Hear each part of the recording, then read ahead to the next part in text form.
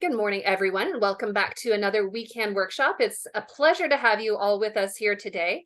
And today's workshop is a little bit different in that I was just mentioning to the folks before I hit record, usually I'm handing the virtual microphone over to someone else, but today I'm actually doing the presenting. I'm covering the material that we're going to be talking about, which is building your business podcast. So thank you so much for joining us. It's so great to have you here. I will mention that the Zoom chat is just a great sandbox. It's a great playground for you to get to know some folks who are in the room here today. So I'd encourage you to go ahead now, and if you want to introduce yourself, let us know where you're connecting from geographically. If you have a business, go ahead, let us know what it is, and perhaps put a link in there as well. I know many of you have done this a lot of times before, because you have attended maybe over 100 of our workshops in the past, but you never know who's in the room and who might be a great connection. And I can speak from experience that incredible connections and collaborations have come out of the Zoom chat in these online workshops. So go ahead and take advantage of that if you have a moment to do so. While you are taking a moment to connect in the Zoom chat, I'll take a moment to acknowledge that Queen's University is situated on the unceded territory of the Anishinaabe and the Haudenosaunee peoples. And so, as you know, we have served over 1,500 women entrepreneurs through the Weekend Project. And one of the things that I've come to really honor and value is the need for us to recognize the diversity of the cultures that are represented. And in particular, I would like to acknowledge that the Indigenous peoples' resilience, their culture, heritage, and business philosophies have done so much to shape our communities and this greater Turtle Island. And since I am speaking from a business perspective, this is something that resonates with me. So I hope that you will visit the website native-land.ca. I'm sorry, native-land.ca if you would like to find out which territory you are situated on, and perhaps become more involved in knowing a little bit more about the Indigenous heritage and culture around your particular geography. So thanks so much for those of you who are introducing yourselves in the Zoom chat. If you haven't taken a moment to do that already, please do. It's a great way to connect with others. For those of you I have not met yet before, let me take a moment to introduce myself. I'm Kerry, and I am the project manager for the Weekend Project, which is led and funded by Queen's Partnerships and Innovation. And so it's been an exciting time to connect with women identifying entrepreneurs such as yourselves to help you launch, grow, and scale businesses. And so today we're talking about building business podcasts. All right. And so this is a tool that can allow us to grow our business network, certainly, to even lead to new sales, to generate leads for our business. And so we're going to hear a lot about the different aspects of building your business podcast. I will mention that at the end of this presentation, there will be an opportunity to apply for our 4-week business podcasting bootcamp, which is open to women entrepreneurs in the greater Kingston and Quinte region. So if that is somewhere where you're located, you might be interested in being a part of that. Of course, it's free, as are all of the services that are provided through the Weekend Project. All right, so let's take a look as we go as to what we are going to be covering here today. And I do plan to make this interactive. So if you have access to the Zoom chat, I hope that you'll take part in this today. Again, if you're driving, not so much a great idea, but I hope that you will engage. Here's where we're headed on today's journey, though. We want to talk about why podcasts make great business building platforms. And so I have had a podcast for the past couple of years. Of course, I work full-time for Queen's, but I do have a business outside of Queen's. And so I use the podcast to point people towards that business. And so I'll be sharing some of those experiences as well about why podcasts make a great business building platform. I'd like to talk to you also about how podcasts can help you grow your business leads and sales. And again, I have seen that as a result of the podcast that I have been running for the past couple of years. I'll also be providing some tips on creating a successful business podcast. And I hope that for some of you who are listening, you may also have a business podcast and have some great ideas for us. So we'll look forward to you sharing your ideas as well. And as I mentioned, we're going to end up with this application launch today of the Weekend Business Podcasting Bootcamp. And so if today strikes a chord and it's something that you think, yeah, I'd like to dedicate a little bit of time. It's not an overwhelming amount of time. It starts in October, ends in November. But if the timing is right and everything aligns, then we would love to see you apply for that boot camp, and I'll make sure to give you further details at the end of today's presentation. We're going to, of course, have some time for Q&A. I've built in a couple of moments in the presentation where we can stop, pause, and answer questions. And then as well at the end, I'll make sure that that time is available to you as well.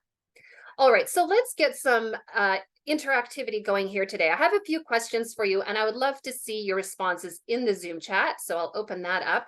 The first question is, give us a thumbs up, either with the reaction button, or you can just say yes in the Zoom chat. If you are a regular podcast listener, do you listen to podcasts?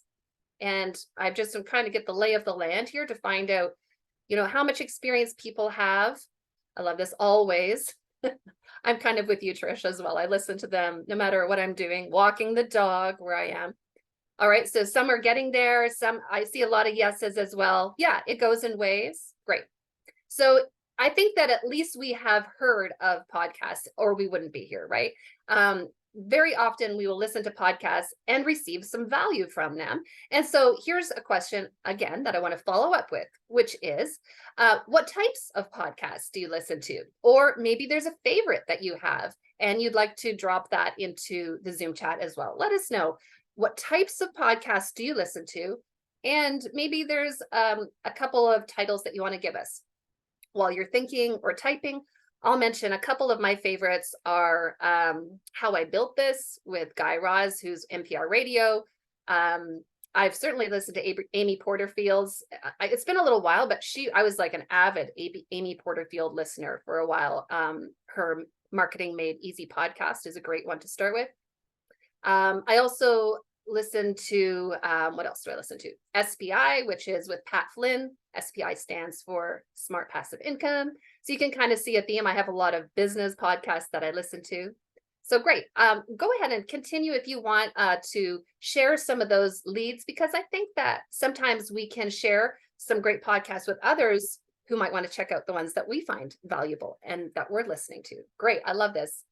Real great diversity of podcasts that you folks are listening to. And if other thoughts come to you as the presentation goes on, by all means, drop them into the Zoom chat. All right. So my final question for this section is, why do you listen to podcasts?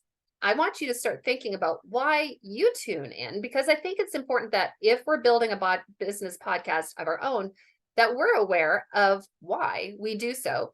And that will help us, I think, relate a little bit more to our audience as to why they might tune in. And while you're sharing your thoughts, I'll say that I think I listen to podcasts to learn.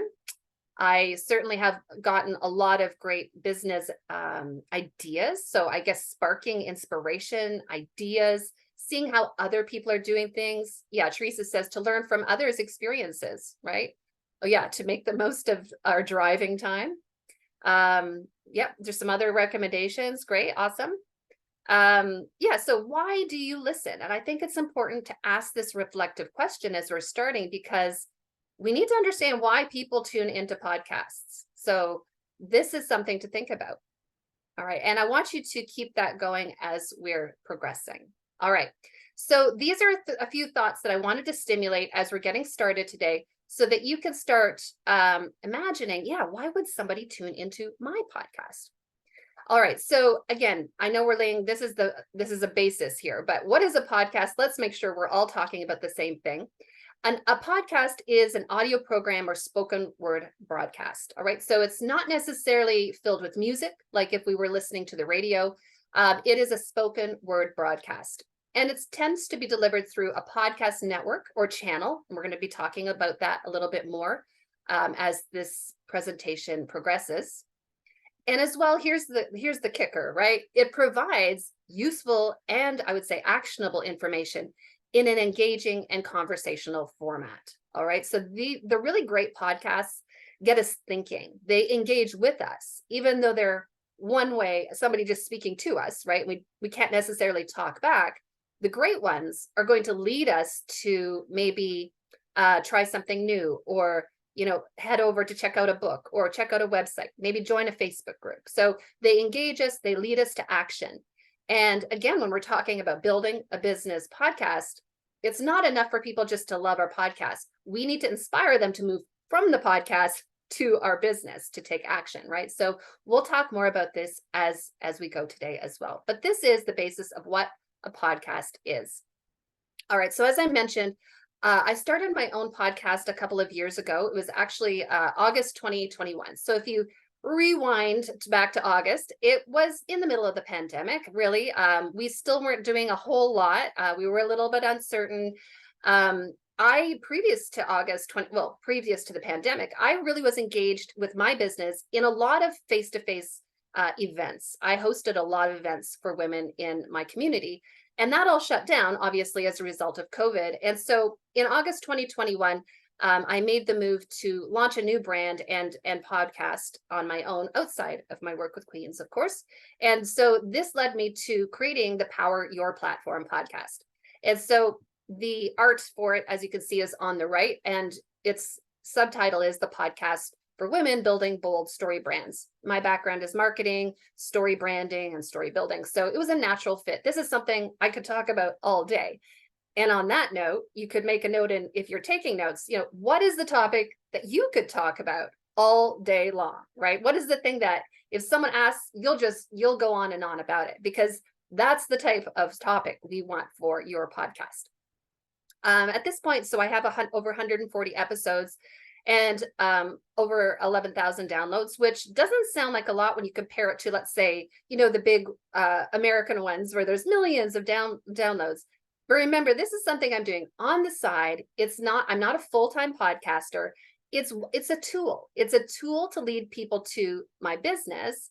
And I certainly, if I wanted to make this my full-time job, that podcast might look a lot different. But what I want to present to you today is not that you have to create the perfect podcast, but that this is a tool that you can use, if it's the right fit, to lead people to your business. It's another pathway that leads people to what it is that you do. And so again, I wanted to kind of give you that behind the scenes, because again, you don't have to have millions of downloads in order to make an impact. Having said that, even with, I know 11,000, it's significant. Like it's a lot of downloads when I think about how many people have listened.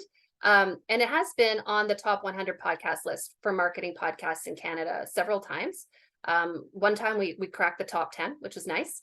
And it's also, I would say, helped to build business authority and create new client connections for me. I had someone ask me just the other day, Kerry, you've been doing this podcast for a couple of years. Have you actually seen sales from that podcast? And I can say, absolutely. Actually, my first client for my business came from my podcast, because I launched the two almost at the same time. So I will definitely say that there has been a direct correlation between sales and my activity on the podcast. So that's just a quick overview of a little bit about my background. Some of the rest of my background might come out as we are talking about some of the other topics as well. All right, so I'm hoping that my poll is going to work here. I'd like to engage this poll with you folks. So in the Zoom chat, there is now a poll that I have posted that asks, what stage of interest are you at with the podcast? All right. And you can just go ahead and click which one applies to you. The first one is, I have an idea for a podcast, but I haven't yet begun. Or I've planned out my podcast, but have not yet launched. Or I have launched my podcast and I'm looking for further support. So where are you at right now? Are you at the idea stage? Are you at the planning stage? Or have you launched and you're actively getting people to listen to your podcast? And by this way, this is anonymous, so I can't see who is responding what. But I'll give you just a couple more seconds and then I will end that poll. Okay, I'm going to end that poll. I think most of you have responded. And so let's share the results. So 79% of you say that you're in the idea stage. You have an idea for a podcast, haven't yet started. And a few of you have planned out that podcast and it looks like one of you has launched a podcast besides myself. So that's great. We're going to be covering a lot of ground here that I hope will help you, whether you're at any of the three of these stages. All right. So I want you also to, this is another question for you in the Zoom chat. Where do you listen to podcasts? Because I want to talk about podcasting platforms. This is something that we kind of need as a basis as well. When you go to your phone and you click on an app to listen to your favorite podcast, what is the app, or what is the podcasting platform, in other words? And I'll go to the Zoom chat to see. I have Apple and Spotify, a lot of Spotify, Apple, YouTube. Okay, yeah, so YouTube, where you're watching the recording of the podcast, sure. Apple or YouTube, podcast app on the iPhone, which is Apple. Great. Okay, good. So a good variety through the CBC. Yeah, excellent. All right, so I'm going to introduce to you a few of the apps that are out there. The top two are ones that you've already hit on, which are Apple Podcasts and Spotify. Those are the two biggest podcasting platforms. There's Audible, which is an Amazon company, of course, Google Podcasts, iHeart Podcasts, Amazon Music, and there's a few others that maybe you haven't heard. Actually, this is just like a snapshot. There are a lot more in the world. So my podcast is on all of these platforms. And so as a part of the boot camp, this is something that, we help you get that podcast up and running, but we also give you some support in terms of, okay, how do I get this podcast in front of audiences? And that's an important point. You can't just create a podcast. You have to make sure it's on all of these apps where people can download it. And by the way, it costs me absolutely nothing to get it on all of these podcast apps. It's actually on a lot more. But these are, I would say, North America, the top ones that many of us tune into. I know I use Apple and Spotify. All right, so let's get a snapshot then. Again, if we are choosing podcasts as a business tool to reach our audience, is this a relevant tool to audiences in Canada, for instance? And I do realize many of you have global audiences, but let's just look at Canada in particular, since that's where we're coming from. It might be of interest to know that there's an even split of men and women who listen to podcasts. So whether your podcast is for women or both, or just men, it doesn't matter. We have a very healthy listening audience. In terms of age demographics, this might interest some folks. The vast majority of listeners are in the 35 to 54 age range. That's where I would fall, and many of you, I'm sure, as well. My daughter's 21 though, and she's an avid podcast listener. So again, you can see that the numbers are very healthy in that demographic as well. There are more urban podcast listeners than rural. Perhaps this is, related to Wi-Fi and data. There's multiple factors. And the top podcast listening provinces in Canada are BC, Ontario, and Alberta. All right, so just some fun facts. And actually, I have a few more for you that aren't just fun, but actually relate to us building business podcasts. The first is that 3 out of 4 Canadians already are familiar with podcasts. And when I'm a business owner, I don't want to really spend my time on a tool that I have to then educate people how to use, right? The good news is 75% of Canadians are familiar, and many of those have listened to podcasts in the past. So that's a pretty good buy-in rate for this particular tool. So for instance, it's not like Threads, which is a brand new tool. Some of you may or may not be using it. This is something that's been around for a while and people are familiar with it. Might interest you to know that Canada actually has one of the highest numbers of podcast listeners in the world after the United States. And this is just on a per capita basis, but that's it. We have a highly engaged audience waiting to hear from us if we would like to speak to them. And then finally, as I'm sure that you would not be surprised to hear, podcast listening grew during the pandemic, and it is on the rise. I think I know that I listened to a lot of podcasts during the pandemic. I'm not sure if that's when you became a listener of podcasts, but when I speak to folks, that seems to be the case for a lot of individuals. All right, so these are a few things that I just wanted to lay out so we can kind of get an idea of the landscape of podcasting if we're going to choose this particular tool.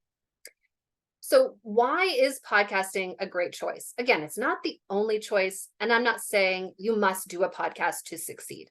It's one of the tools that are out there for you to use. If it lights you up today, right, and it's a fit for your business, it's something to think about. So one of the reasons that I love podcasting when it comes to business building is because it does create visibility, authority, and credibility. A lot of women that I talk to who are weekend clients say, you know what, I have a business, but I don't know how to get it in front of people. So that's a visibility question. And yes, we can use social media, but we know that there are algorithms with social, and that gets very disheartening at times, and it gets very frustrating. So visibility, we need to use other tools for visibility. Authority, it does help build our authority. And when I say authority, I mean it positions us as an expert in our field, gives us credibility. The more that we speak on a topic, the more we can become known for that topic.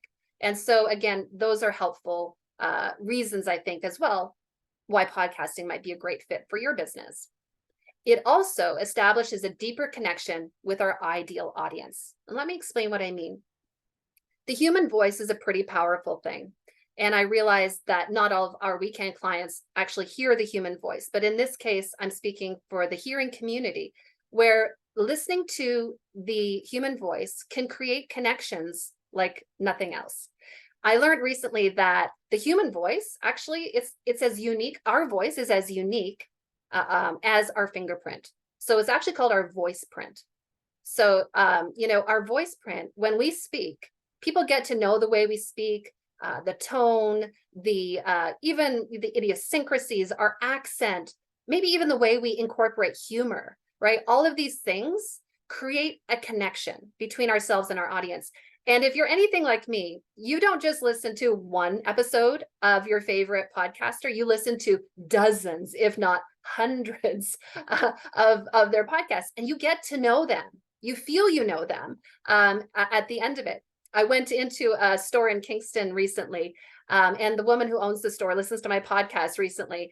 And at that point, at least, we hadn't met.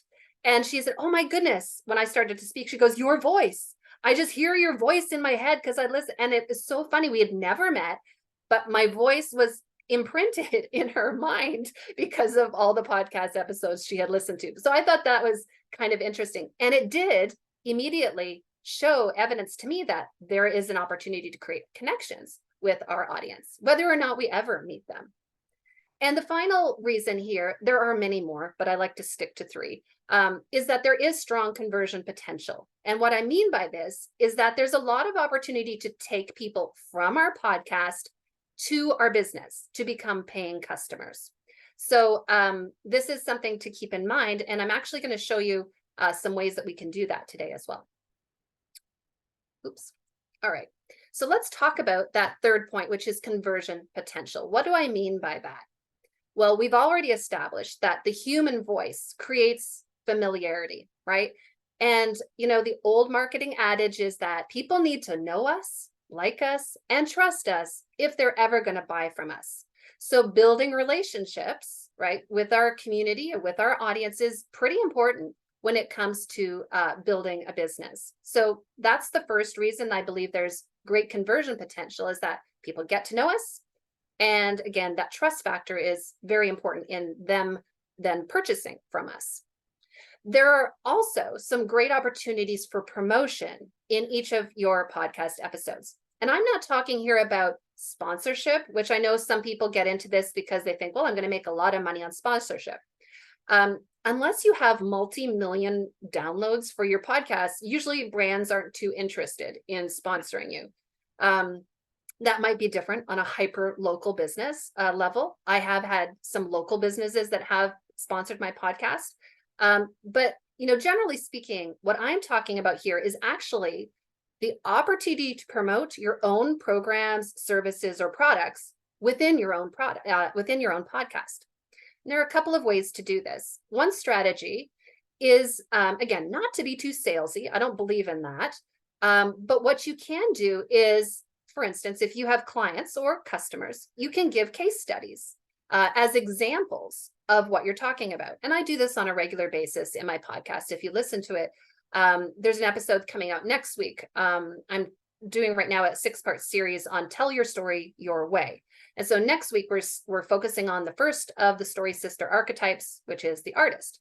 So in that episode, I actually reference one of my clients who fits the artist archetype. And I talk about how I was trying to coach her to tell her story my way. And then I realized, oh, she's an artist. She tells her story this way. And these are the tools that she needs. So by referencing that client in my podcast, people who are listening might say, oh, she has coaching clients. Oh, that's interesting. She works with women. It's sort of this very subtle and yet very authentic way to incorporate promotion into your podcast.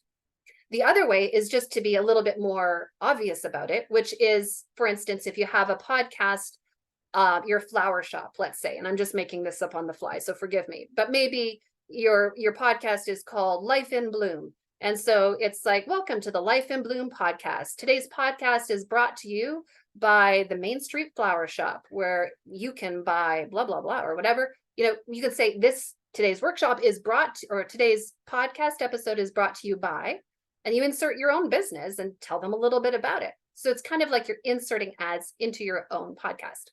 There's a lot more opportunities to do this, but those are a couple of examples how we can actually weave sales messages right into our own podcast. All right.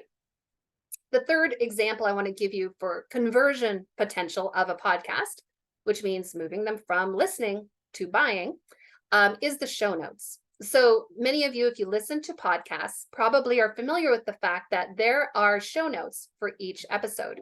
And the show notes are a summary, a written summary that you can type in that tells people what that episode is about. And so one of the most important factors of those show notes for me is including a list of links. So if I am talking that day about a new quiz that I've just launched that I want my audience to listen to, I'll say, go ahead and click on the show notes for today's episode to directly access the quiz, or to directly access my new masterclass, or whatever it is, right? So using the show notes, directing people from listening to their phone, which they're holding, obviously, if they're listening, probably, they can just click on that and they can go where you want them to go. So the show notes are really helpful in podcasting to lead people to, that buying experience. And I'll again reveal a little bit more as we go. But I just wanted to highlight 3 reasons why I think there's some great potential to convert our listeners into paying customers. All right, I'm almost getting to the part where I'm going to pause for some questions. But first of all, I want to give you this other important point, which is that a great reason to choose podcasting as a business tool is that it's actually the least saturated platform out there when you compare blogs, YouTube channels, and podcasts. In other words, there's not so much clutter that you have to cut through to get your audience's attention. And this is important, right? Because I'm a business owner like you. I am all about working smarter, not harder. I am not interested in wasting my time, and I want to put my energy where I think I'm going to get the best ROI, right? Return on investment. And in this case, it's return on my time investment. So here's a question for you. Let's go ahead and make sure you're still with me. If you would use the Zoom chat to answer, the first question is, how many blogs are there? I don't want you to Google this. Stop your Googling, you people who are Googling. How many blogs do you think there are in the world? Just go ahead and put in the Zoom chat your best guess. There is no judgment here. Just go ahead and put how many blogs do you think that there are active, like blogs that exist? If you were to go to the 100 gazillion, yeah, billions.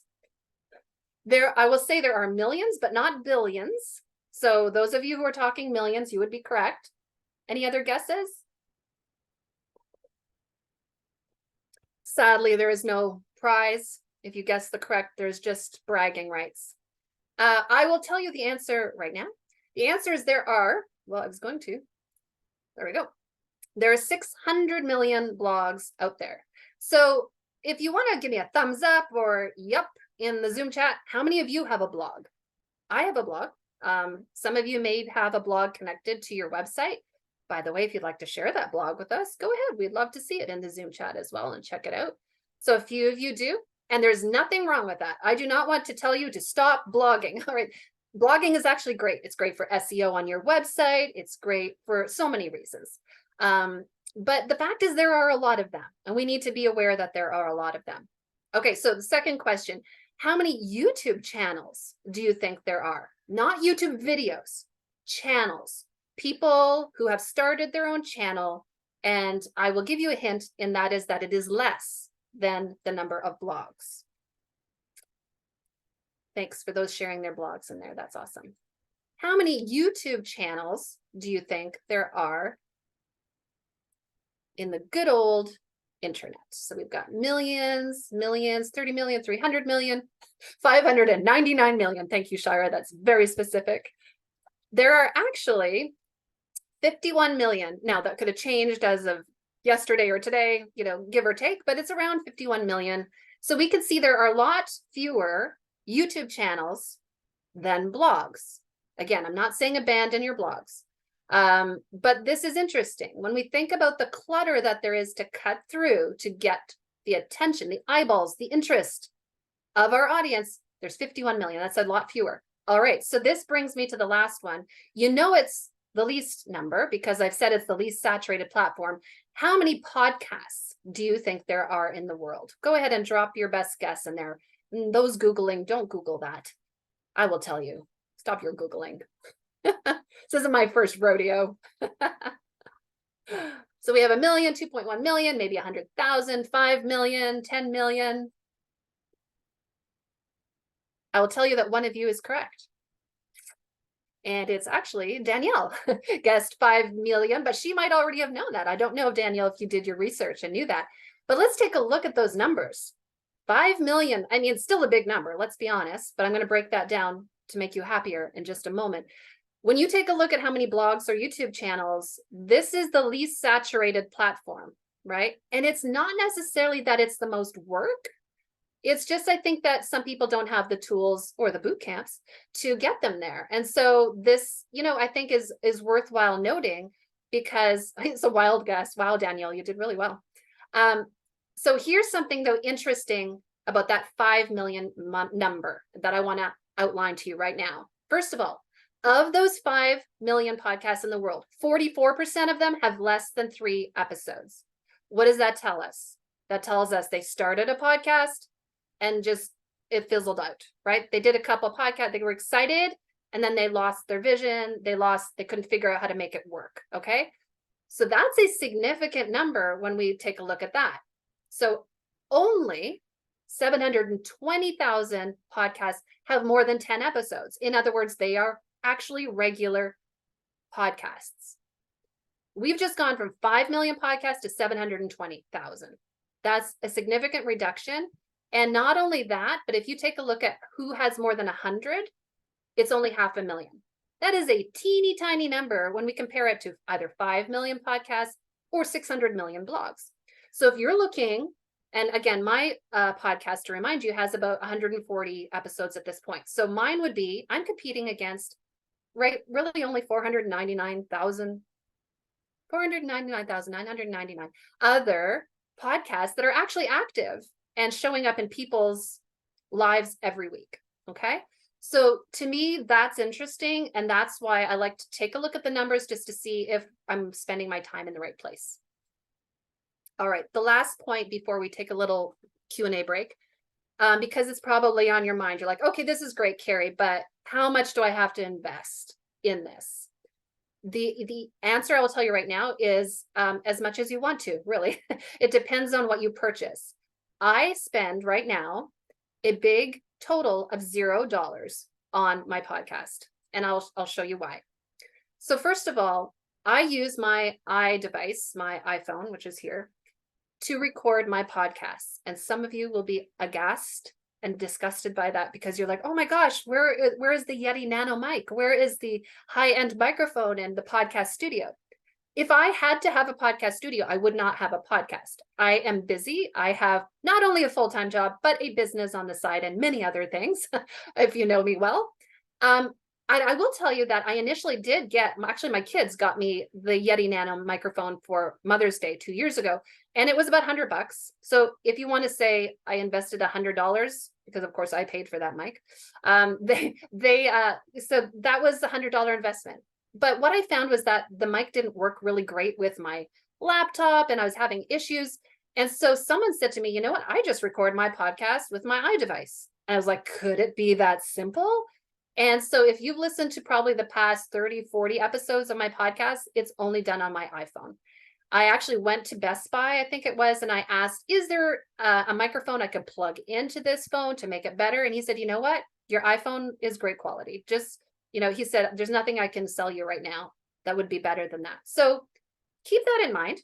Now, again, if I were a professional podcaster, that this was my job, I made money just selling podcasts or something, right? Obviously, I would need to have a better setup, a better studio. But what I want to communicate to you is that you don't need to spend a lot of money or even have a big microphone in order to do this. You could start today testing this out, and I'm going to give you some tools that you could do it, but it doesn't have to break the bank by any means. All right, so the second item to think about on a cost list is your platform host. So when you record, let's say onto your iPhone or with your fancy microphone, you have to put that recording somewhere. And so I use anchor.fm. That's where I upload all of my podcasts. And it happens to be free. It's a free platform host. It's owned by Spotify, and it's been great. I have hundreds and hundreds of hours of podcasting uploaded, and I've never reached a maximum because there is no maximum. It's unlimited. It's directly connected to Spotify. I have had no issues with it. Now, if you do want to pay for a podcast platform, there are other options. There's Buzzsprout, there's Podbean, Riverside.fm, and those are monthly services where you pay $14 to $16 a month, I would say, Canadian. And you can do that if you want. I've actually coached women who have started podcasts that they have paid the monthly fee. And that's fine. You just choose what your budget is, what you'd like to do. I, at the beginning, did not know if I was going to continue my podcast. So I just I don't want to invest a lot of money if I don't know if this is going to work. The thing is, once you start with a platform host, though, it's kind of difficult to migrate your episodes to another platform. So just keep that in mind. I did try that once, and it was a bit of a disaster. So I have stuck with anchor.fm, and I'm very happy with it, even though I'm, obviously not coaching you that is what you must choose. I'm just saying there's a free option, and it works pretty darn good. The final, or not final, but the third thing here that, might incur costs for you to promote your podcast. You can certainly do paid ads and put out flyers and add billboards if you want. But I use everything for free. I use social media and my newsletter. Those are the ways that I promote my podcast. There's actually a couple other tools. Again, I'm holding those for a little bit later, but everything I do is free to promote my podcast. It's really the time. If you're looking at what does it cost to start a podcast, it's really the time. And so I would say at least 5 to 10 hours a week is what you're looking at to invest, especially at the beginning. Now, if you're a part of our business bootcamp, it might be helpful because it could shave off some of the time of figuring things out.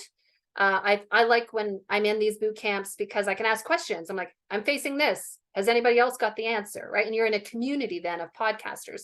So that might be helpful to you to shave off some of that time. But on a regular basis now, I do 1 episode a week, even now. And I would say it takes maybe 5 or 6 hours. It doesn't take me 10 hours a week for sure. But this includes the production of the podcast, the promotion, all of the things. So if you are just out of time on all fronts, you're like, I am just chasing my tail, then maybe right now a podcast is not the best option for you because it does take a little bit of time to figure it out and to launch it and to maintain it. But if you're like, I'm ready to ditch this thing over here instead, and I'm looking for something else instead, well, then that makes sense because you are then looking to invest your time in something different, right? I'm of the mind that it's not necessarily let's pile on one more tool that's going to take more of our time. I really do believe that we need to look at our time and say, what do we have time for? What can we let go of if we're taking on another tool? All right. And again, in the podcast bootcamp, you can explore that. Maybe at the end of the podcast bootcamp, you're like, nope, this is not for me. And that's okay, because really it's not a huge investment, as you'll find out, in terms of your time. Again, the bootcamp's free. Okay, so I talked about Anchor.fm, which is my podcast host. I just want to round out this, and we're going to do a Q&A before we continue, and I give you more good stuff. But again, remember, Buzzsprout, Riverside.fm, Podbean, all of those are some of the hosts. And again, what a host is it's where you upload your material so that you can then connect to people beyond your own platform. So yeah, Anchor is the only one of all of those that are free, to my knowledge. I would love to be corrected if that is incorrect.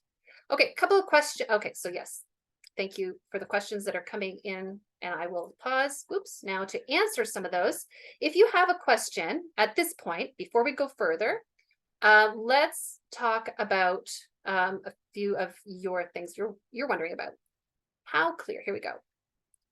So how do you clear the noise when you record with your iPhone? Okay, again, I'm not a professional podcaster or a tech guru, but I will just say what I do is I put myself in a closet. I literally record my podcast in a closet. If you have a fancy schmancy podcast studio, that is awesome. But for one thing, when you're in a space that is small, contained, and padded, right? You don't want echoes. You don't want things bouncing off, or frankly, the neighbor's dog barking in the back, or the UPS guy coming to the door, all of those. So I contain the sound in terms of that way. I am not a perfectionist, I'll be honest, Rakaya, when it comes to, oh, there was like a little bit of a, like I popped my peas. Like, I don't know if you, sometimes there's a little sound on there. There's sometimes like, I don't know, just little weird thing. I'm not worried about it being perfect tone quality. What I'm interested in is getting my message across to my audience. And it is not a perfect podcast, I would say, that I have, but I will tell you that I've had a lot of great feedback on it. And I've never had someone say, you know, Kerry, I would listen to your podcast if only it was better quality. I've never had anybody say that. So I have released that perfection out into the universe, and I just show up every week. I talk about what I'm talking about, or I interview someone on my podcast. And so I don't necessarily clean up the noise, I'll be honest, but I'm sure there are those among you who do. So please go ahead and tell us how you do that. You can hire, by the way, a podcast editor. I have done that in the past as well. And at this point, I'm happy with the quality of it. And so again, perhaps one day I will take this to the next level, but 2 years in, I'm pretty happy with the sound quality. Shire says, how many times a week do you podcast? Or how, I guess, how many should you podcast is the question. So when I started during the pandemic and I didn't have a lot to do, I did 2 episodes a week. Then my life got busier, and now I do 1 a week. And I think 1 a week is a great number, because you're consistently showing up in people's earbuds, right? And they don't forget about you. Some people, and one of them is on the call, she's had a podcast where she did like affirmations, or actually it was more meditations. And so I think she did those daily for a little while, and then weekly, but those were only 5-minute meditations.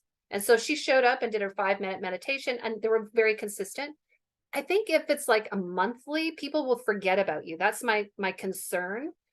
Once a week tends to be the industry trend. So I'll answer that. How long is your podcast, Susan asks. So the beautiful thing is it's up to you. The rule, there's no rules really, but generally the average of podcasts tend to be 10 to 20 minutes long. I will listen to a podcast that's over an hour, like the NPR one, which is How I Built This. They're frequently over an hour, and I will listen to it over a couple of days if I have to. I think it's up to you. But here's my advice on that. Don't try to cram everything about your topic into one podcast episode. When I'm working with women who are starting podcasts, sometimes we take a look at what they're trying to cover in a single episode. I'm like, ooh, you actually like 4 or 5 episodes that let's just build those out, right? Let's drip that information over a few weeks rather than trying to cram it all into people's heads in one episode. So Susan, in answer to your question, how long is it? It's up to you. That's what I'll say. But the general rule is like 10 to 20 minutes tends to be the attention span of most listeners. How do you come up with your ideas is another question. Again, remember I said at the beginning, choose a topic that you could talk about all day, that you just can't shut up about, or that you love to read about. So where do I get my ideas? Very often it's talking with clients, right? Where they, again, I'm a marketer. And so someone's talking about, I can't tell my story because, I feel like it's like, how do I share? How much do I share? That might be a question, right? So then I might build a podcast around that question that the client had. The podcast episode might be on how much is too much to share in your marketing story, right? And that becomes an episode. And really it's based around a client question. So I think that that's one of the best ways to find your ideas. And honestly, the others come from things I read and things I watch and just culture in general. And I'm always filtering it through my topic lens, which for me is storytelling and story branding for women. I hope that helps. Okay, I'm trying to get to all these. Yep, how you come up with ideas. Yep, thank you for that. Any tips for podcasts that will have 2 co-hosts? Oh, that's great. So Shira, I know this is you and your husband, so I'm assuming you would be in the same room while you're doing the podcast. So the first question I would ask would be from a technical point of view. And so just sharing that microphone, if you actually have a microphone, then making sure it's centered and that you both have access to it. And by the way, you can test it and then listen to it to see what it sounds like. And you're also asking some formatting questions here, which I'm going to get to. And so, because that's your choice for sure. You can do solo shows, you can do interviews, or you can do a hybrid combination. And I would just say, make it your own.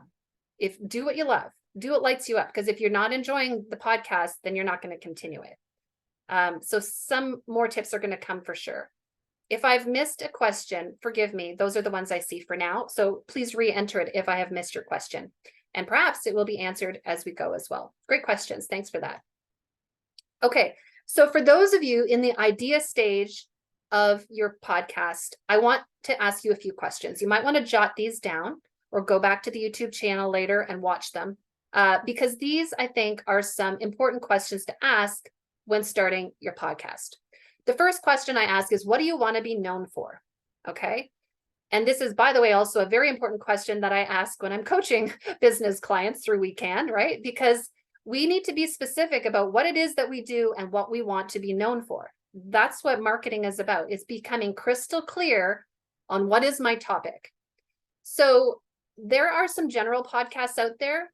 I understand that. But when we're building a business podcast, we want to be known for one thing. So for me, when I started a podcast, I actually decided not to call it a marketing podcast.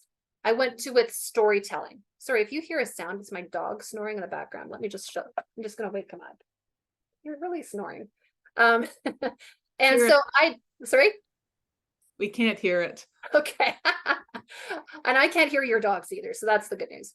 But decide really what you want to be known for and make sure that that comes through in the podcast. Again, we're going to cover all of these questions in the bootcamp in more detail, but I think it's just a place to start thinking. Oops. Who do you want to reach is this next question. Again, it's a great business question, right? Who's your audience? Well, guess what? In the podcasting space, we need to find those ideal clients. And we want them to tune into our podcast, hopefully so we can convert them into paying customers. But we need to know who we want to reach so that we can do a lot of different tweaking to our podcast, even our art, the way we promote, to make sure that we're reaching the right audience. What's my main message? What is that message that's going to come? You want to, send home over and over in every podcast.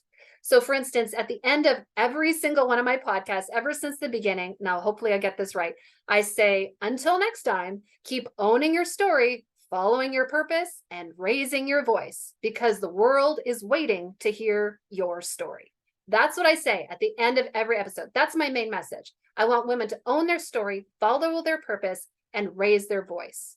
And I teach them how, right, in the podcast. So that's my main message. And then my whole podcast is episodes about how to help them do that, right? And the why is because the world is waiting to hear your story. So what's your main message? Think about that and build a podcast around that. The other question is one that Shira just asked, which is, what format will I use? And this really speaks to, are you more interested in having a lot of solo shows, or let me say only solo shows where it's just you showing up to talk about a topic? Or will you interview guests on your podcast? Or will you do a hybrid version, which is some solo shows and some interviews? The good news is that you can start out, if you want to build your confidence, you can do solo shows and then get to the interviews when you're ready, or vice versa, right? Maybe you're just like, oh, I don't know that I have anything to offer. Let me just bring in other experts. Or you can do as I do, which is, a combination. I've done that from the beginning, actually. I enjoy that variety. Right now, as I mentioned on my podcast, season 3 just launched on Tuesday for my podcast, and we're actually launching a 6-part series. So that's what I'm doing right now, is I have a 6-part series on tell your story your way. So the cool thing is with a podcast, if I wanted to, I could just kind of pause after that 6-part series if I wanted to, and then come back and do another series. But what I have found is that consistency is important. So that's why I keep showing up week after week, to make sure I don't lose my listeners. How often will you publish? Again, this is a question that was just asked during the Q&A. It's up to you. You publish as often as you want, but here is the thing that I've said already, which is consistency is important. So if you decide that your frequency is going to be once a week, then show up once a week. If you tell your audience this is a monthly podcast, there is nothing wrong with that. Just show up once a month, right? But make sure that you do. And so I think it's not a question of how often you'll publish so much as being consistent with whatever you decide to do. And finally, the question that I would suggest is to think about what your call to action is. Remember, this is a business tool. We want to convert people from listening to our podcast to buying our paid service. And there are various ways we can do that. In fact, I want to lead now into a slide that is about calls to action, because it's that important. But there are some initial questions, at least, to consider when starting a podcast.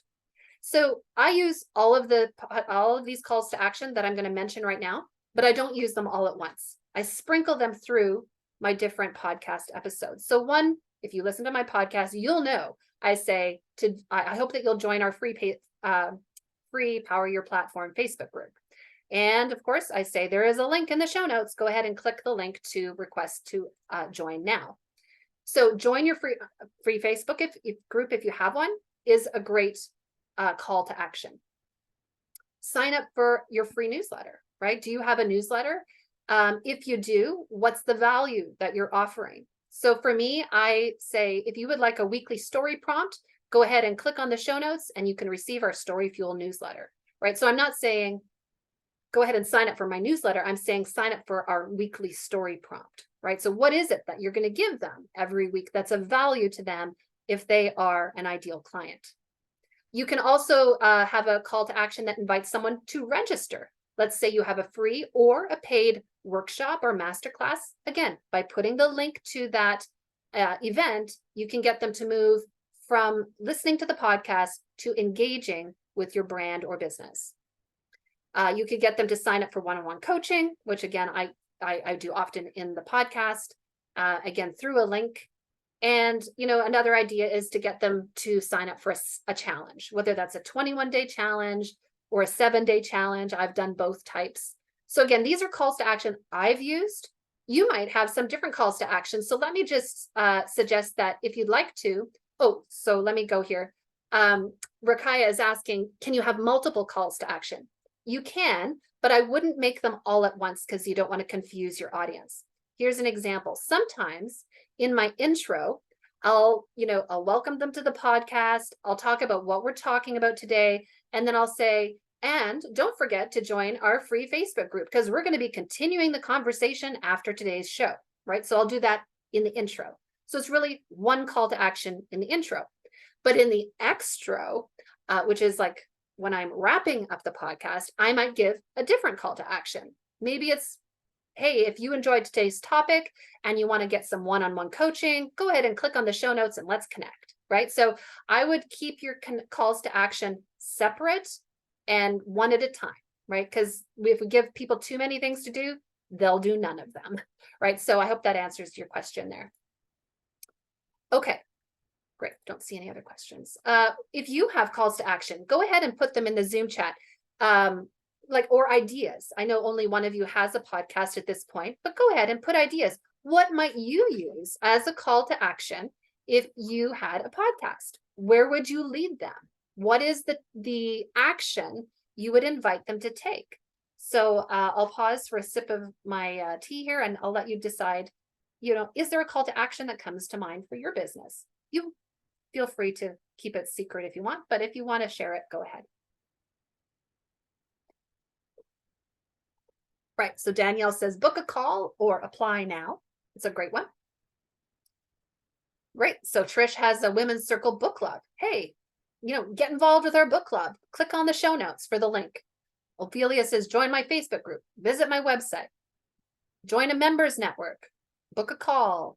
You get the idea. Sign up for a training, follow us on social media. Yeah, I've used that one too. So those are great. And they're simple, and it's engaging people to move away from listening to the podcast into engaging with your material. Okay, so converting listeners really is about choosing a podcast focus that relates to your audience. So it relates to them and your paid offer. There's a lot of things we're passionate about that have nothing to do with our business. If you want a hobby podcast, that's awesome, do it. But if you want a business podcast, which is what we're talking about today, I want to encourage you to think of a topic and a focus that relates to your business. So if someone is listening to the podcast, it is a natural fit that they would move from the podcast to being interested in your business. All right. So that's actually the first session in our podcast bootcamp is all about strategy. And so don't worry about coming up with that. If you're going to be a part of our podcast bootcamp, we might be able to work on that together. Again, big part of converting listeners is creating clear and simple calls to action that lead our listeners to further engage with us. And here's a little trick that I learned from somebody else that actually does work, which is when you're thinking about who you want to interview on your podcast. Number one, make sure that they are relevant to your audience, of course. But someone else suggested, why not interview your potential clients, like people that you would love to have as a client? And the funny thing is, when I look back at all of the women that I have interviewed, dozens and dozens of women on my podcast, many of them have become clients. And it wasn't really planned at the time, but actually you're building relationships with these folks, right? And so that actually is something that often will happen. But it could be a strategy that you use from the outset. So you can think about that as well. Oops. Sorry. So we've been talking about converting people from podcasts to buying our paid product. So let's just do a reality check. Have you ever purchased after listening to a podcast? Have you listened to a podcast and they have given a call to action and you actually have gone and purchased something? I'm curious to know. Someone's, no, not yet. I will give my experience. Yep, Amy Porterfield's list building. I will tell you, I'm an avid reader. So I cannot count the number of books that I have purchased after listening to guests who are authors, who have been interviewed. I'm like, that is a great book. And immediately I buy it, right? And usually there's a link in the show notes, so I can buy it that way. The last one I bought was Gretchen Rubin's new book. I was in Newfoundland this summer. I was listening to a podcast while we were driving. It was a very long drive. And it was about all the five senses. And I was so intrigued by the topic, I immediately went back to the hotel and ordered the book to be delivered to my home. And so that's how, so I purchase things all the time that I hear and learn about on podcasts. So I'm just one example that people do convert from listening to buying, right? And so many of you, as you see in the Zoom chat as well, have had that experience as well. Okay, so we're almost at the next Q&A session. I want to address maybe a few more questions, but let's talk about how do you promote that podcast once you have one? And I know we're leaping ahead here. We're assuming that you've done the things and now you have one. How do you promote it? So again, remember I said that I promote pretty much for free. I use social media. So that includes Instagram, LinkedIn, X, I guess is the new Twitter. I don't use it as much, honestly. And Facebook. And I have a Facebook group. So social media has been great, but it's not the be all end all. Algorithms are very frustrating. And so it's not your whole promotional plan, right? Probably one of the most effective tools for me has been my weekly newsletter. Again, remember, it's a weekly story prompt that I promise people. So that story prompt arrives. And now that, by the way, if you're a subscriber, now that September is here, that's starting up on the regular again. Summer is a nice time to take a break from some of these things. But yeah, so the newsletter is great. A wonderful way to promote your own podcast is to be a guest on someone else's podcast. Because, hey, you're already in front of podcast listeners, right? And so it's easy for them just to download your podcasts. And I've certainly done that and it's worked. One of the most underestimated pieces of marketing real estate is your email signature. I don't know about you, but I send out hundreds of emails a day. And that's not an exaggeration. Like 100, or at least 100, let's put it that way. 100 emails a day. And every single one of those that goes out has an email signature, right? If I'm not putting a call to action in there, and I'm not talking about my Queen's business one, but more my business one, I can be saying, hey, listen into the podcast. Oh, follow us on social media. Check out my new masterclass, right? So you can be putting calls to action and pointing people to your podcast as well as your paid services. And then, of course, there's the old-fashioned business card, which now that we're back in person, doing in-person events, are very helpful. What I do, by the way, as soon as I get a business card, is I go home and I look them up on LinkedIn and I add them, and then I throw out the business card because I can't be bothered to hold on to all the business cards. But once we're LinkedIn forever, right? So that's the great thing about LinkedIn. And, consider putting a QR code on your business card so people can scan it right to your podcast or to your website. All right. So my eye is on the time, but I think we're doing pretty well for time here. But those are a few ways that I promote my podcast. All right, pausing for questions, and then we're going to get into the boot camp. And I want to make sure that you have all the info about the boot camp. Go ahead, Susan. I'm really loving it. Fabulous. I'm really curious about next step. I already have a YouTube channel and I have 115 subscribers. But as we've been going through this, I'm aware that I would be better suited to a podcast because what they are is mostly different kinds of meditations. So if I were to shift over, what would be the benefit of how I would kind of close down the YouTube channel and shift over to a podcast? Is that a better idea in terms of promotion? So what, and I know your business a little bit, Susan. So what I would say the advantage would be that you could actually get really niche down into a more specific topic on your podcast. So as you mentioned, you have a lot of different types of meditations on the YouTube channel. Maybe you just want to be specific on one type of meditation on the podcast. And that's the name of it. That's what people get. And being clear on what message you want to communicate there. Does that So make sense? I would do it. So I would maintain both the YouTube channel We and don't have to necessarily. Most of the podcasts, when they're on YouTube channels, it's because someone has done like a Zoom interview, for instance, and they've recorded both the audio and the visual. And then they just upload the YouTube version, or sorry, the visual version to YouTube and the audio version to podcast. You can pull the audio out of those YouTube. And so you can double use it if you want to. Right. So use two streams. It's not You can either. repurpose it. And then niche down and choose specifically around, like we had talked about, reset your mindfulness practice. Yeah. And Akila is saying that podcasts and YouTube channels have different targets, which is true. It's different types of folks that listen. And so again, knowing your audience, I think, is important too. Yeah. And you've got some other ideas in the Zoom chat people are giving you, which is great. Let me see, have I missed? Hopping on the two co-host question. What if the two hosts are virtual? So yeah, in that case, Erica, I think I would suggest recording with Zoom. Most people that I talk to use Zoom. Here's the thing with Zoom is that sometimes the audio quality is different on both ends.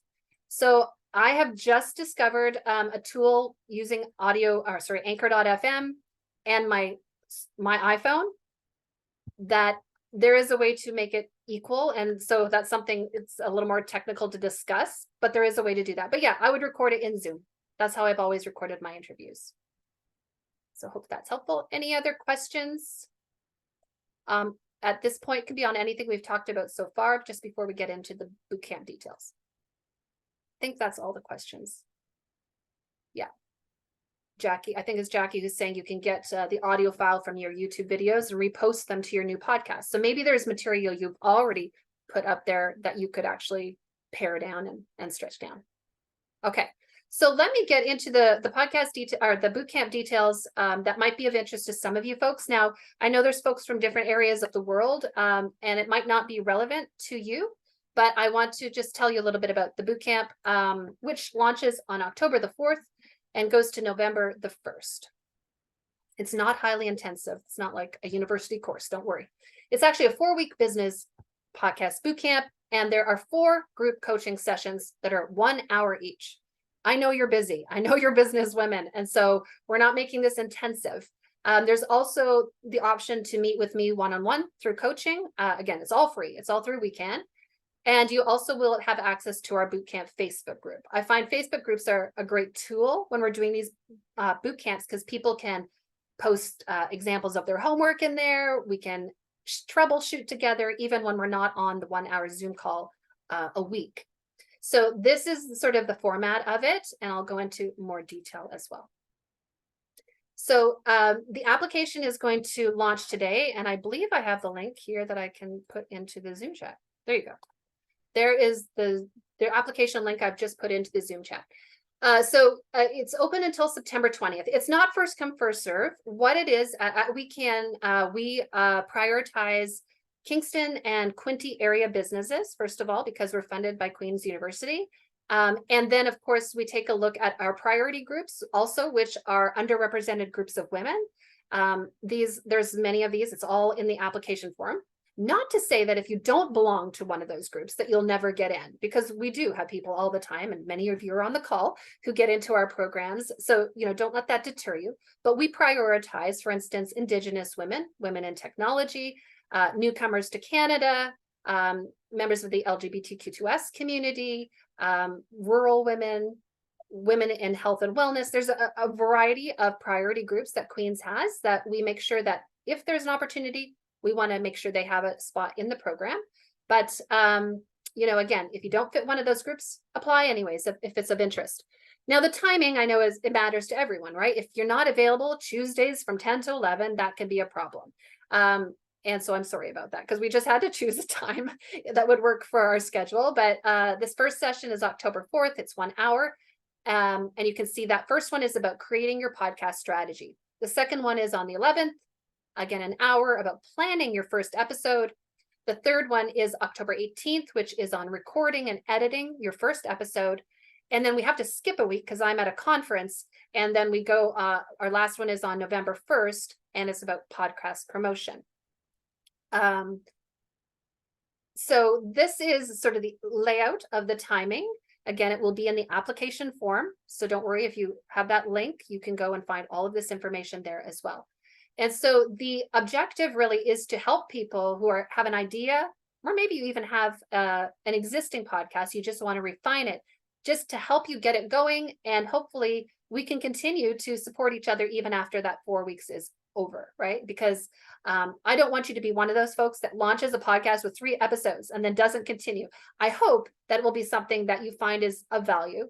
And we'll discuss more about that in the bootcamp. Of course, this is my contact information at any time. Of course, you have my email because I sent you the Eventbrite link for today's workshop, so you already have it. But that's how to reach me on a regular basis. But okay, so we're going to move into questions about the bootcamp now, and if you want podcasting in general. Shira is asking, if there is a date that doesn't work, will the sessions be recorded? Yes, they will. They will. Good question, Shira.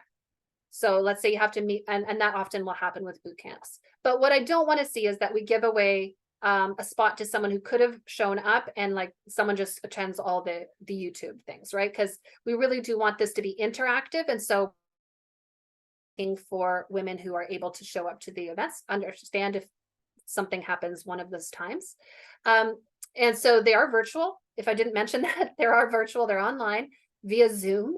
They will be recorded, and the number I have is 10. I have 10 spots, and I don't want to go over 10 because there's Erica's question. 10 people is how many we have in our boot camps because it tends to be a manageable number. And it also allows for the fostering of, information sharing, resource sharing. And so if there aren't 10, we'll go with as many as are interested. Again, the eligibility criteria though for this really is that you have to be a women identifying business owner in the greater Kingston region, which includes Belleville, Trenton, the Quinte area, Prince Edward County. If you want to get technical, ask me about whether or not your area applies.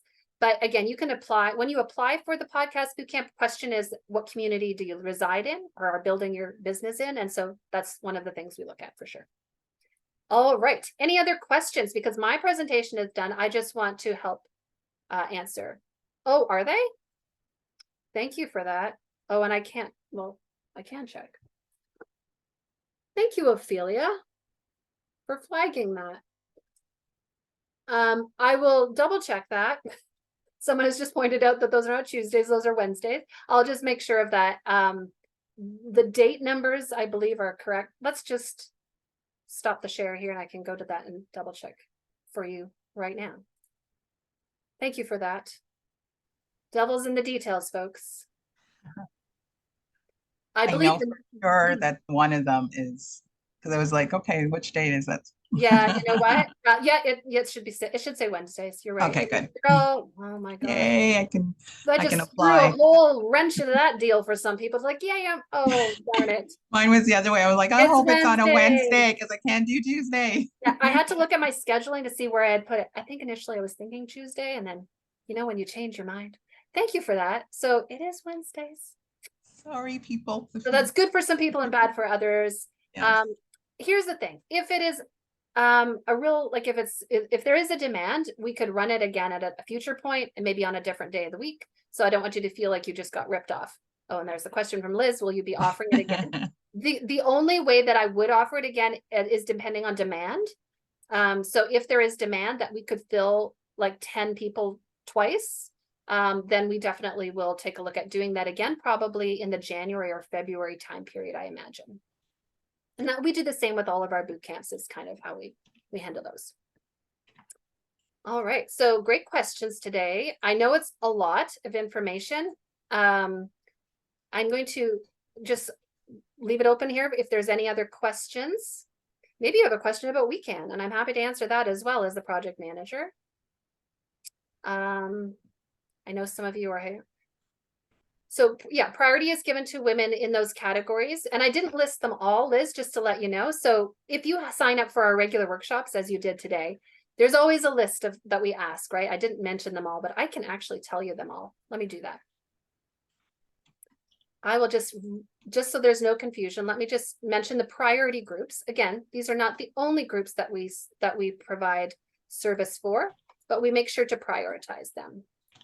And again, it's because traditionally these groups have been underserved. And so we are trying to level the playing field. Okay, so here are the groups. Priority will be given to underrepresented groups of women, including Indigenous women, women in tech, women in health and wellness, women of color, newcomer women to Canada, women with a disability, rural women, and women identifying members of the LGBTQS community.